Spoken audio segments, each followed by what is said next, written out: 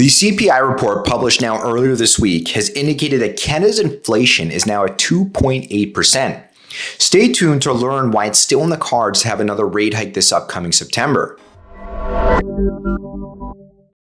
The latest rate hike puts the prime rate at 7.2%, precipitating interest costs for borrowers even further.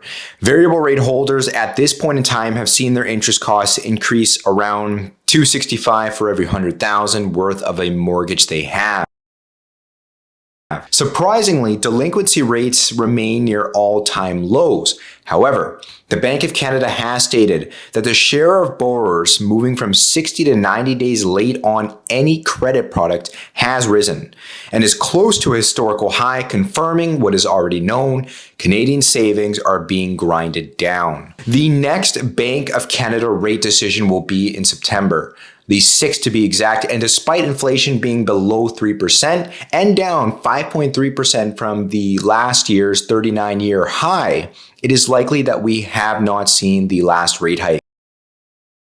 The reason being is the Bank of Canada deliberates using core inflation, which is data that's put aside volatile goods like gas and food, displaying a more general and per se accurate spread of inflation. When looking at core inflation, the inflation rate is at 3.7% in June, being only down 0.1% since May.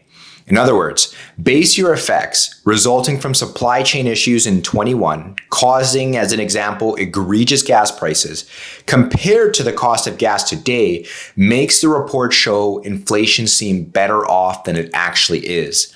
And this goes for most goods.